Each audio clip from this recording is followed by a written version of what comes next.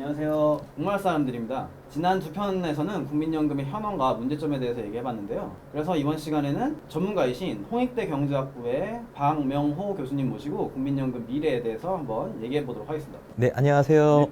이번 행정부에서 국민연금이 무척 중요한 정책 아젠다이기 때문에 방점을 네. 많이 두고 있는 것 같은데 이번에 발표한 국민연금 개혁안에 대해서 간단하게 한번 얘기해 주실 수 있으신지. 예, 요번에 이제 대통령께서 며칠 전에 이제 기자회견을 하시면서 이번 행정부가 국민연금 개편안을 마련한다 그랬을 때 기본적인 세 가지 원칙을 말씀하셨어요. 첫 번째는 재정의 지속 가능성에 대해서 얘기하셨고, 두 번째 원칙으로는 세대 간 공정성, 그리고 세 번째 마지막으로는 노소득 보장이라는 측면에서 이 세 가지 원칙을 기반으로 해서 네. 국민연금의 개혁 방안을 정부 안을 이제 제시하겠다라고 얘기를 하셨고요. 그 안에 이제 들어가는 주요 내용을 보게 되면 세대별로, 다시 말하면 젊은 세대는 보험료를 좀 천천히 올리고 중장년층은 좀 보험료를 빨리 오르겠다라는 이야기도 있었고, 자동화 안정화 장치도 얘기가 있었고요. 그런 다음에 국민연금의 지급 보장을 법적으로 명문화하겠다는 그런 얘기도 있었습니다. 그리고 그 출산 크레딧이나 군복무 크레딧을 좀 확대하겠다. 그리고 기초연금과 관련된 이야기하고 퇴직연금, 개인연금을 활성화시키겠다는 얘기도 있었습니다. 그러니까 현재 국민연금법에 따르면 국가의 책무에 대해서 규정을 하고 있는 파트가 있는데요. 국가의 책무를 어떤 식으로 규정하고 있냐면, 예를 들어서 연금 재정 측면에서 보면 수입보다 지출이 많다고 했을 때 적자가 발생하잖아요. 네네. 그 적자를 정부가 메꿔주겠다, 보존해주겠다는 얘기는 없고, 그러한 일이 발생하지 않도록, 다시 말하면 국민연금 재정이 안정적으로 잘 운영될 수 있게끔 정부는 시책을 마련을 해서 대응을 해야 된다라는 식으로 규정이 되어 있어요. 반면에 공무원연금 같은 경우에 있어서는 수입보다 지출이 많다고 했었을 때 그 적자 나는 부분들을 정부가 보존한다라고 되어 있기 때문에 공무원연금은 지급을 보장하고 있는 형식으로 되어 있고요. 국민연금 같은 경우에 있어서는 지급 보장과 관련해가지고 정부가 무책임하게 안 할 수는 없겠죠. 그렇지만 명시적으로 국가가 지급을 보장한다는 말은 없기 때문에 그것을 법으로 규정을 하겠다는 그런 말씀이신 것 같습니다. 공무원 같은 경우에 있어서는 국가가 사용의 주체이기 때문에 당연히 책임을 져야 되는 게 맞다고 저는 생각을 하고 있고요. 국민연금이라 하더라도 국가가 운영하는 국가의 중추적인 그 사회보장 체계의 하나 아닙니까? 지금 청년 세대가 우려하는 것처럼 내가 나이가 들어서 열심히 돈을 젊었을 시절에 납부를 했었는데 나이 들어서 못 받을 수 있는 그러한 일들이 발생하지 않게끔 정부가 책임을 지고 제대로 제도를 운영을 해야 된다라는 게 정부의 책무거든요. 그렇다 그러면 못 받을 가능성은 없겠지요. 그렇지만 그런 우려가 있기 때문에 그런 우려에 대해서 정부가 이제 그 대비를 하는 거라고 생각합니다. 있던지 없던지 사람들이 납부한 것에서 받을 텐데, 이제 문제는, 그러니까 우리가 그러면 지급 보장을 명문화 안 했냐라고 한다 그랬었을 때 국가 채무와 나랏빚을 계산하는 거하고 좀 연결이 됩니다. 그러니까 예를 들어서 공무원 연금과 관련해 가지고는 적자 나는 부분들을 정부가 메꿔야 되기 때문에 적자 나는 부분들이 궁극적으로 나랏빚으로 갈 수밖에 없는 상황이고요. 국민연금 같은 경우에 있어서도 우리가 지금 제5차 재정 개편에 따르면 2055년 이후에 적자가 발생을 할 기금이 고갈되고, 그 기금이 고갈된 이후에 적자가 되는 것들이 GDP의 5%, 6%, 7% 가까이 된다고 얘기를 하고 있는데, 그러면 GDP의 5, 6% 되는 큰 규모의 재정 적자를 나랏빚을 통해 가지고 만약에 지급 보장이 되어 있다 그러면 나랏빚에 그게 이제 들어와야 되는 거거든요. 그렇다 그러면 나랏빚이 너무나도 급격하게 커지기 때문에 어떻게 보면 국가의 어떤 신인도 측면에서도 불리할 수가 있습니다. 그래서 지급 보장을 명문화하지 않았던 이유 중에 하나라고 저는 생각을 합니다. 그리고 또 우리도 알다시피 누군가가 우리가 적자 나는 부분을 메꿔준다 그러면 내가 쓰는 거에서 더 자유롭지가 않습니까? 다시 말하면 내가 벌어들이는 거하고 쓰는 거하고 누군가 그 격차를 갭을 갖다가 메꿔준다고 했었을 때, 그러면 내가 벌어들이는 거하고 쓰는 걸 갖다가 굳이 열심히 구조조정해가지고 수지를 맞추려고 하는 노력을 덜 하려고 하지 않겠습니까? 그러한 것처럼 기존의 제도가 가지고 있는 불합리한 요소들을 적극적으로 개혁을 해야 되는데, 국가가 지급 보장을 한다 그러면 그런 개혁의 동력이 떨어질 수도 있는 그런 우려도 있습니다. 그런 우려도 있기 때문에 그 지급 보장에 대해서 부정적으로 보고 있는 많은 전문가들이 있습니다. 사실상 자동 안정화 장치는 그 유럽 국가들, 특히 이제 OECD 국가들 같은 경우에서 한 3분의 2 정도가 이미 다 도입을 한 제도입니다. 그래요? 그래서 연금의 재정의 지속 가능성이라는 것 네네네. 자체가 네네. 우리나라뿐만 아니라 공적 연금 운영하고 있는 선진국들도 다 당면한 과제였기 때문에 네네. 그러한 것들을 충격 없이 제도를 지속적으로 안정적으로 이끌고 나가겠다. 그래서 세대 간 공정성도 확보하겠다라는 차원에서 들어온 게 자동 안정화 장치이고요. 자동 안정화 장치라는 게 여러 가지 구체적인 모습들은 나라들마다 조금씩 다릅니다. 그래서 구체적으로 정부가 자동 안정화 장치를 마련하겠다고 했는데 구체적인 설계 내용들을 발표하지 않았기 때문에 어떠한 식으로 작동할지는 모르겠지만 정부가 여러 나라들의 실제 작동되는 모습들을 벤치마크 해가지고 우리나라에게 좀 더 적합한 모형 그 설계를 이제 제안할 것으로 생각을 하는데 그러니까 되게 재미있습니다. 그러니까 예를 들어서 다른 선진국들 같은 경우에서 기대 수명 또는 기대 여명이 생각보다 늘어난다고 했었을 때 그렇다 그러면 그거에 대해서 우리가 공적연금의 가장 특징 중에 하나는 실질소득을 균등하게 하기 위해서 우리가 수급을 받을 때 급여를 받을 때 물가 상승률로 상승시켜주지 않습니까? 그런 상승률을 갖다가 기대 여명이 상당히 예상보다 늘어난다 그러면 좀 줄여주고 그리고 가입자 수가 늘어나는 속도가 많이 줄어들었다 그렇다 그러면 또 줄여줄 수 있어서 이런 보험료 상승 힘 자체를 좀 억누를 수 있는 그런 것이 있고요.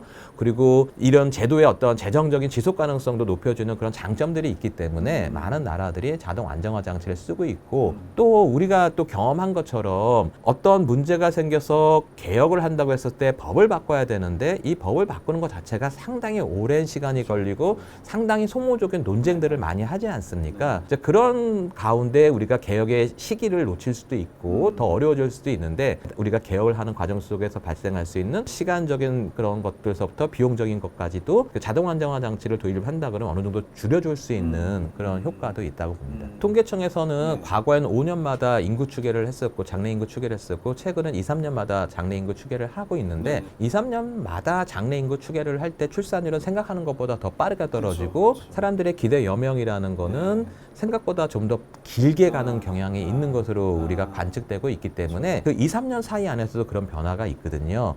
그러다 보면 제도적으로 우리가 설계했었을 때의 당시하고 시간이 일정 기간 지나고 나면 생각보다 더 많이 간격이 벌어질 수가 있을 거예요. 그렇다 그러면 중간중간에 조정을 해주는 게 필요하다는 그런 생각을 합니다. 이제 그 자동 안정화 장치에서 부정적으로 생각하시는 분들 같은 경우에는 자동 안정화 장치를 도입을 하게 되면 깎일 가능성이 존재하는 거잖아요. 그래서 안 그래도 우리나라의 어떤 소득 대체율 자체가 높지 않은 상황인데 노후소득 보장 측면에서 불리해지는 거 아니냐. 또 일각에서는 어떤 주장도 하시냐면 우리가 지금 국민연금에 가입할 수 있는 기간이 만 60세 미만이거든요. 근데 우리가 사실상 우리가 인구 구조적으로 일할 수 있는 나이의 사람들이 점점 줄어들고 있기 때문에 정년 연장과 관련해서 우리가 적극적으로 논의를 해야 되잖아요. 그런 가운데 가입 기간을 늘려주면서 자동 안정화도 도입을 한다 그러면 어느 정도는 그 소득 대체율을 떨어뜨리지도 않고 오히려 또 올릴 수도 있는 그런 가능성도 있다고 봅니다.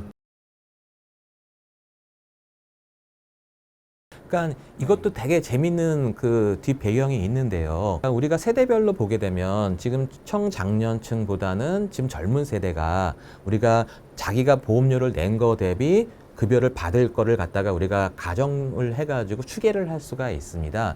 예를 들어서 1960년도에 태어나신 분들 같은 경우에 있어서는 수익비가 보험료로 자기가 낸 것 대비 연금으로 받을 걸 봤더니 국회 예산정책에서 계산을 해봤더니 2.7배라고 하더라고요. 2.7배. 네네. 낸 거에 거의 3배 받는 거. 네네. 그런데 2000년에 태어난 그 젊은 친구들을 똑같은 방식으로 해서 계산을 해봤더니 2.2배뿐이 안 된다라는 거예요. 그게 여러 가지 이유가 있을 텐데 우리나라가 그러니까 2007년에 국민연금 개혁을 하면서 소득 대체율이라는 것을 점진적으로 인하를 했고요. 그리고 수급 개시 연령도 1999년에 아마 법 개정을 1차 개혁을 하면서 점진 5년마다 한 번씩 1년씩 늦추기로 했었습니다. 그러다 보니까 그 지금 급여를 받고 있는 분들보다는 중장년층이 그 혜택이 줄어드는 거고 중장년층보다는 지금의 젊은 세대가 혜택이 줄어들 수밖에 그러니까 급여를 받는 수준이 줄어들 수밖에 없는데 그러다 보니까 보험료를 인상을 한다고 했었을 때 점진적으로 인상을 똑같이 한다 그러면 은퇴를 며칠 남지 않은, 다시 말하면 국민연금 가입할 수 있는 기간이 59세까지라고 하지 않습니까? 그러면 50대 중후반에 있는 분들은 인상을 한다 하더라도 인상된 보험료를 납부할 수 있는 기간이라는 게 짧지 않습니까? 그래서 어떻게 보면 더 많이 받고 있는 층이 조금 더 많이 부담을 한다 그러면 그 청년 세대의 부담을 그만큼 줄여줄 수 있기 때문에 그런 보험료 인상의 속도를 차등화하겠다라는 게 정부의 계획인 것 같습니다. 우리가 그러니까 아까 말씀드렸던 것처럼 내가 내는 거하고 받는 거에 대한 정확한 정보를 정부가 좀 제공해 줘야 될 것 같아요. 우리나라의 국민연금의 체계는 저부담 고급여 체계이기 때문에 내가 내는 것보다 2.7배 또는 2.2배까지도 받는다는 거잖아요. 상당히 높은 수익률을 주고 있는 거거든요. 그러한 어떤 힘든 구조가 있기 때문에 인구 구조와 더불어서 내재되어 있는 저부담 고급여라고 하는 불균형적인 국민연금의 구조 문제로 인해 가지고 국민연금의 재정이 지속 가능하지 않다라고 보고 있거든요. 그러한 것을 타개하려고 한다 그러면 우리가 어쩔 수 없이 좀 더 많이 내야지 저부담 고급여에서 어느 정도 균형을 맞춰 갈 텐데 문제는 이미 그 젊은 세대들은 더 많이 낼 수밖에 없는 구조고 혜택은 덜 받 수밖에 없는 구조라는 걸 갖다가 중장년층에게 충분히 설명을 해준다 그러면 중장년층도 이게 제도가 유지돼야 되지 않습니까? 맞습니다. 그러면 좀 이해하고 납득을 하지 않을까라는 생각을 하고 있어요. 똑같이 돈을 벌고 있고 똑같이 하는 것 같은데 똑같이 부담을 하는 게 아니라 나보고 더 부담을 하라 그러면 우리가 흔히 얘기하는 호갱이 되는 그런 느낌이잖아요. 맞아요. 그런 느낌에 대해서 가장 싫어할 텐데 그렇지 않고 여러분들이 훨씬 더 많이 받고 있습니다라는 걸 갖다가 객관적으로 보여주고 그렇다 그러면 내가 더 많이 받고 있다라는 걸 갖다가 내가 인식을 한다 그러면 조금 더 낼 수 있는 그런 여지가 생기지 않겠냐라는 생각을 하고 있습니다. 국민연금 제도 자체가 그러니까 세금만큼 상당히 복잡합니다. 그래서 이런 걸 갖다 계산하고 혼자서 파악을 하는 것 자체가 상당히 어렵기 때문에 국민연금을 책임지고 있는 그 당국이 적극적으로 설명을 하고 적극적으로 해명을 하려고 노력을 해야 되는데 그러한 부분들이 좀 부족해 보이는 건 사실입니다. 사실상 국민연금 제도가 전국민 국민연금화 한 게 우리가 1999년이라 그래요. 근데 다른 나라들 같은 경우에는 국민연금 제도를 도입을 한 게 거의 100년 가까이 되는 긴 시기에서 이게 제도가 성숙해 왔는데 우리나라 같은 경우는 제도 도입한 지 짧은 기간 안에 상당히 빠르게 고령화가 진행이 되다 보니까 이 제도를 갖다가 정비하고 그 제도를 안정적으로 운영할 수 있도록 개혁을 자주 더 했어야 되는데 도입 초기에는 모든 국민들한테 강제저축이거든요. 국민연금이. 그런 강제저축에 대한 불만을 잠재우기 위해서 저부담 고급여로 짠 구도였는데 많이 주겠다고 약속을 네, 이게 고령화가 급속도로 진행되고 저출산이 급격하게 진행되다 보니까 후세대가 많다 그러면 저부담 고급여 체제도 어느 정도 유지가 될 수 있는데 미래 세대가 너무 갑자기 줄어들고 나이 드신 분들은 더 훨씬 더 오래 살고 예상하는 것보다 그러다 보니까 저부담 고급여 체계가 상당히 더 큰 부담으로 다가오는 거거든요. 그러다 보니까 빨리 큰 개혁을 해야 되는데 지금 우리가 다 알고 있는 것처럼 모든 사람들이 받는 건 좋아하지만 내는 건 싫어하는 건 사실 아닙니까? 저부터도 당연히 그런 거고요. 그러다 보니까 고양이 목에 방울 다는 그런 격이 되다 보니까 또 어느 정권도 쉽게 개혁의 목소리를 크게 내지 못한 그런 상황이었던 것 같습니다. 지금 정부에서 얘기하는 것 가운데 그러니까 노후소득 보장 체계를 마련을 하고 자동 안정화 장치를 도입을 하고 이런 얘기를 하셨는데 좀 아쉬운 부분이 있어요. 제 생각으로는 여전히 그거는 모수 개혁의 큰 틀 안에서 국민연금 시스템 자체를 완전히 바꾸는 거는 아니거든요. 맞습니다. 그래서 어떻게 보면 신연금 체계처럼 지금 스웨덴이라든지 서구의 우리가 복지국가라고 하는 나라들은 사실상 신연금 체계처럼 소득 비례 연금으로 다 전환이 되어 있거든요. 그렇다 그러면 우리가 후발주자인 측면이 있는데 굳이 그 나라들이 중간 과정을 거쳐서 안 좋다고 생각했던 어떤 불합리한 측면이 있었던 걸 갖다 고쳐서 현재의 모습을 갖다 그러면 우리도 굳이 그런 길들을 똑같이 닮아가는 게 아니라 지금 바로 가는 게 더 낫다고 생각을 하는데 그거는 뭐 사람들의 생각은 조금씩 다를 수는 있을 것 같아요. 그래서 저 개인적으로도 KDI에서 말하는 신연금 체계의 가장 좋은 측면은 사람들이 낸 거에 대해서 일정 부분의 수익률을 제공을 해주고 낸 거와 받는 거를 갖다가 균등하게 만들므로써 제도의 지속 가능성을 갖다가 담보하겠다. 그리고 사람들이 낸 것만큼 받을 수 있기 때문에 그거는 세대 간의 형평성 논란도 잠재울 수 있다. 이런 관점에서 저는 저부담 고급여 현행의 국민연금 시스템보다도 훨씬 더 나은 시스템으로 진일보하는 거다라는 생각을 하고 있습니다. 다만 지금 우려를 하시는 분들의 입장은 뭐냐면 지금 같은 경우에 있어서는 국민연금 체계 안에 그 소득 재분배 요소들이 있어요. 소득 비례연금으로 신연금 체계로 간다 그러면 이 소득 재분배 요소가 사라지는 거 아니냐라는 그런 우려를 하고 있는데 복지국가라고 하는 스웨덴이라든지 북부 유럽에서는 어떻게 그러면 소득 비례연금을 갖겠냐라는 생각을 해보면 공적연금 같은 경우는 내가 보험료를 납부해야만 받을 수 있는 자격이 생기는데 우리 기초연금처럼 공공부조 프로그램이라고 하는데 일반 재원에서 들어가는 비용들을 다 대주는 그런 프로그램들이 있어요. 그러한 것들은 내가 가입을 해서 보험료를 내지 않았다 하더라도 수급할 수 있는 자격이 법적인 요건만 맞춘다면 갖춰지는 것들이거든요. 이런 기초연금과 같은 제도를 잘 디자인을 해가지고 소득 재분배적인 측면은 공공부조 프로그램으로서 담당을 하고 국민연금은 지속 가능성과 세대 간 형평성에 방점을 두어서 소득 비례연금으로 가는 게 더 합리적인 제도 운영 시스템이라고 저는 생각을 하고 있습니다. 물론 현행의 국민연금 체계뿐만 아니라 신연금 체계로 간다고 해도 공적연금만으로 그러면 나의 노후 생활을 보장할 수 있냐? 그건 천부당 만부당한 말입니다. 절대로 공적연금만으로 노후소득을 보장할 수는 없습니다. 그러면 우리들 스스로가 노후 대비를 좀 더 다른 수단을 통해서 많이 해야 되는 거고요. 그래서 이번에 정부가 말하는 것처럼 뭐 퇴직연금을 활성화시키고 개인연금의 인센티브를 더 강화시켜서 좀 더 활성화시키겠다는 그 정부의 방침이 퇴직연금과 개인연금을 통해 가지고 공적연금과 기초연금을 가지고서도 부족한 부분들을 메꿔나가는 그런 개인에게 할 수 있게끔 정부가 지원을 해줘야 되고 그런 필요성도 정부가 설명을 해줘야 된다고 생각을 합니다.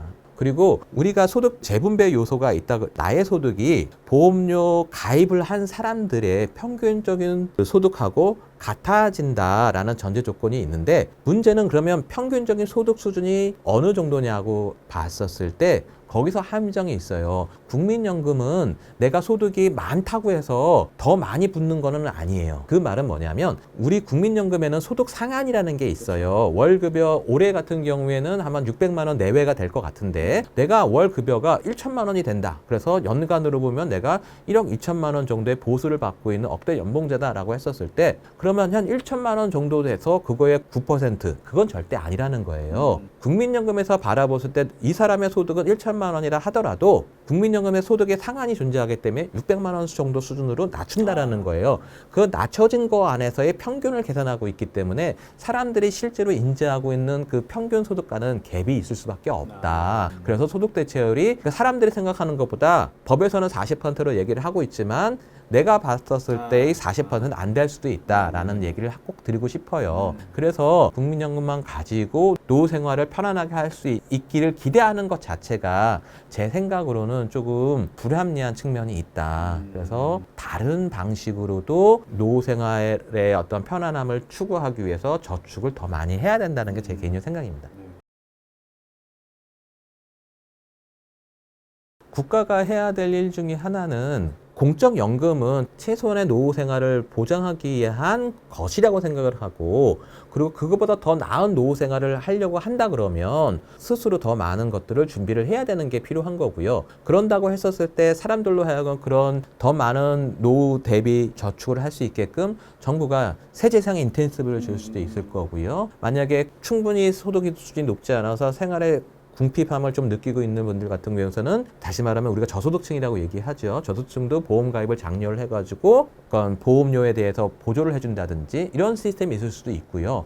그다음에 퇴직금 같은 경우도 퇴직연금을 우리가 도입을 했지만 사실상 고용인이 뭐 1에서 5명 이하인 소규모 사업체 같은 경우에 있어서는 퇴직연금화한 비율이 한 10% 조금 넘는다 거의 그래요. 가입을 안 하셨군요. 퇴직연금화 되지 않고 대부분 다 퇴직금으로 그냥 바로 타가는 거죠. 그래서 퇴직연금화하는 그 비율을 높일 수 있게끔 제도적으로 정부가 인센티브를 줄 필요가 있을 거고요. 또 다른 정부의 역할 중에 하나는 지금과 같은 얘기는 정상적인 그런 소득 활동을 할 수가 있고 거기에 또 운도 따라줬던 분들에 대한 얘기고 반대의 상황들 정상적인 소득 활동을 할 수 없는 불운하는 어떤 경우가 있어서 노후의 대비를 적극적으로 할 수 없는 그런 분들도 있잖아요. 그런 분들한테는 우리가 아까 말씀드렸던 것처럼 기초연금과 같은 그리고 국민기초생활보장제도와 같은 공공부조 프로그램을 통해 가지고 그 사람들의 어떤 최소한의 생활을 할 수 있게끔 하는 그런 완충장치, 보험과 같은 그런 기제를 정부가 잘 운영할 수 있어야겠죠. 근데 문제는 우리가 기초연금 같은 경우에는 65세 이상의 인구의 70%를 주다 보니까 기초연금 금액 자체가 그렇게 높지가 않아요. 그러다 보니까 사실상 그 기초연금만으로 또 국민연금과 기초연금만으로